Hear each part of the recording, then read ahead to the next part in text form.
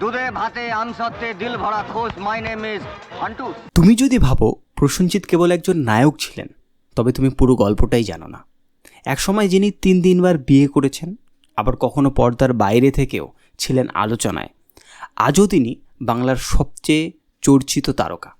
কিন্তু কিভাবে? সুন্দর তুমি কত কত সময় কত যে 1962 সালের 30শে সেপ্টেম্বর কলকাতার এক অভিনয় পরিবারে জন্ম নেয় এক শিশু। নাম রাখা হলো প্রসেনজিৎ। তার বাবা কিংবদন্তি অভিনেতা বিশ্বজিৎ চ্যাটার্জি।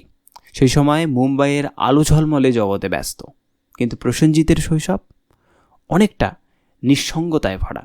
কলকাতাতেই বড় হয়েছেন। ছোট থেকেই ক্যামেরা ও অভিনয়ের প্রতি ছিল এক অদ্ভুত টান। বাবা না থাকলেও রক্তে যে অভিনয় বইছে সেটা বোঝা যাচ্ছিল খুব ছোটবেলাতেই। মাত্র 4 বছর বয়সে তিনি প্রথম ক্যামেরার সামনে দাঁড়ান। সিনেমার নাম ছোট্ট জিজ্ঞাসা। তখন কে জানতো এই শিশুই একদিন বাংলার সুপারস্টার হবে?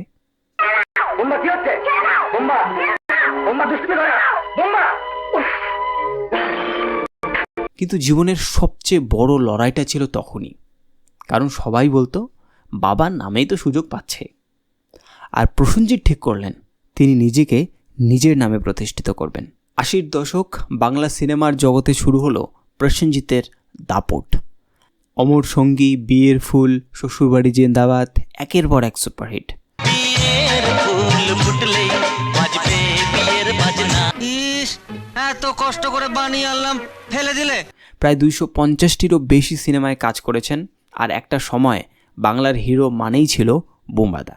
শুধু সিনেমা নয়, 2023 সালে অ্যামাজন প্রাইমের জুবলি ওয়েব সিরিজে অভিনয় করে আবার চমকে দিলেন সবাইকে।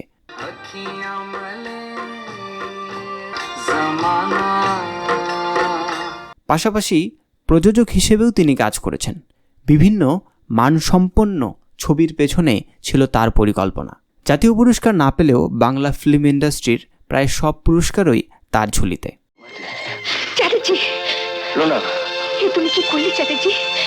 ব্যক্তিগত জীবনও যেন সিনেমার গল্প। দেবশ্রী রায়ের সঙ্গে প্রেম, বিয়ে, বিচ্ছেদ। এরপর অপর্ণা গুহ ঠাকুরাতা, সেখানেও বিচ্ছেদ। শেষমেশ অর্পিতা চ্যাটার্জির সঙ্গে বিবাহ, যেটি আজও টিকে আছে। তবে এই সম্পর্কগুলোর মাঝেও তার পেশাদারিত্ব একবারের জন্যেও কমেনি। বিভিন্ন ইন্টারভিউয়ে প্রসেনজিৎ এ বিষয়ে ওপেনলি সবাইকে বলেছেন, যেটাই হয়েছে সবটা তো আমারই দোষ, আমি বুঝতে পারিনি তাকে। বর্তমানে তিনি কিছু বেছে বেছে সিনেমা করেন।